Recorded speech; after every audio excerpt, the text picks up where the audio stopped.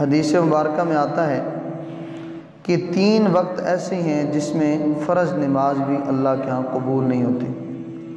ان میں سے پہلا وقت یہ ہے کہ جس وقت سورج بالکل طلوع ہو رہا ہوتا ہے، اس کے تقریباً 15-20 منٹ بعد نماز پڑھنی چاہیے، یا اس سے پہلے پڑھ لی یا اس کے بعد۔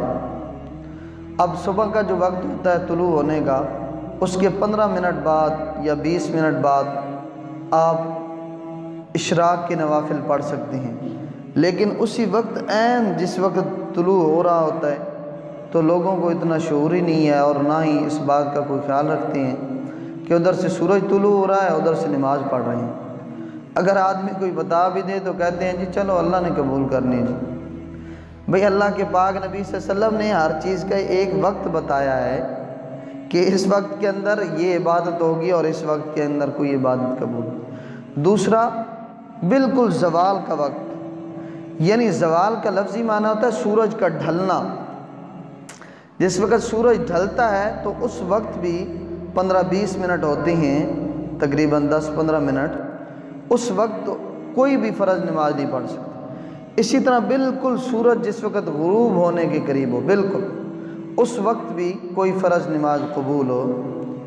اور کچھ لوگ کیا کہتے ہیں، رات کو بھی 12 بج رہی ہیں تو کہتے ہیں زوال ہو رہا ہے جی، حالانکہ زوال دن کو ہوتا ہے، رات کو۔ بس زوال کا لفظی معنی ہی ہے سورج کا ڈھلنا، تو سورج دن کو ہوتا ہے رات کو، تو لہٰذا یہ زوال دن کو ہوتا ہے رات کو۔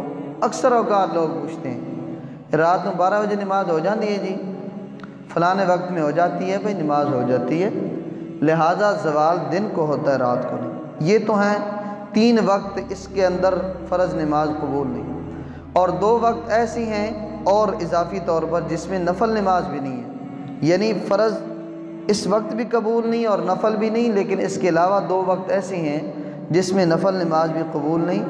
عصر کی نماز کے بعد سے غروب آفتاب تک، اور اسی طرح فجر کی نماز سے لے کر طلوع آفتاب تک کوئی نفل نماز بھی قبول نہیں ہوتی۔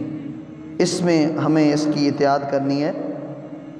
اسی طرح حدیث مبارکہ میں آتا ہے جس وقت بھی کوئی معاملہ پیش ہوتا تھا، سخت امر پیش آتا تھا اللہ کے پاک نبی صلی اللہ علیہ وسلم کو، اگر وہ وقت مکروہ نہ ہو، یعنی ممانعت والا نہ ہو، کراہیت والا وقت نہ ہو، تو اللہ کے پاک نبی صلی اللہ علیہ وسلم وضو کرتے تھے اچھے طریقے سے، اور 2 رکعت نماز نفل ادا کرتے، اللہ کے سامنے گڑ گڑاتے اور دعا مانگتے۔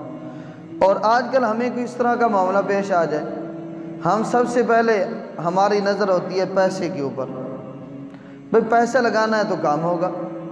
حالانکہ میرے دوستو، ہوتا وہی ہے جو منظور خدا ہوتا ہے۔ ہر کام جو ہے نہ پیسے سے بنتا ہے نہ سفارش سے بنتا ہے، بلکہ اللہ کی طرف سے اگر اس کام کی منظوری ہو تو ضرور وہ کام ہوتا ہے۔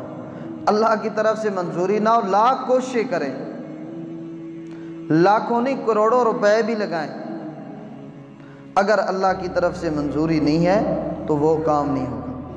اس لیے سیدنا علی المرتضیٰ رضی اللہ تعالیٰ عنہ فرماتے ہیں، عرفت ربی بفسخ العزائم، میں نے اپنے رب کو اور بھی بڑے طریقوں سے آزمایا، لیکن ایک اس کے ذریعے بھی آزمایا جب میں کسی سخت کام کا ارادہ کرتا تھا، سخت مصمم پکا ارادہ کہ میں نے یہ کام ہر صورت میں کرنا ہے، لیکن وہ کام ہوتا نہیں تھا۔ میں سمجھ گیا کہ اللہ کا آرڈر نہیں ہے اس کام کے لیے، لہذا میرے دوستو، عرفت ربی بفسخ العزائم، پکا ارادہ کرنے کے بعد وہ کام نہیں ہوتا تھا، پکا ارادہ بھی ٹوٹ جاتا تھا، میں سمجھ گیا کہ اللہ کی طرف سے اس کام کی منظوری نہیں ہے۔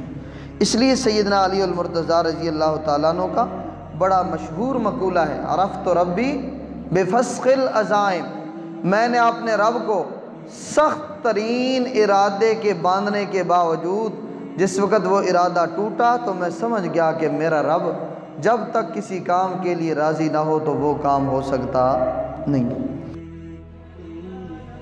Thanks for watching. Don't forget to like, comment, share and subscribe to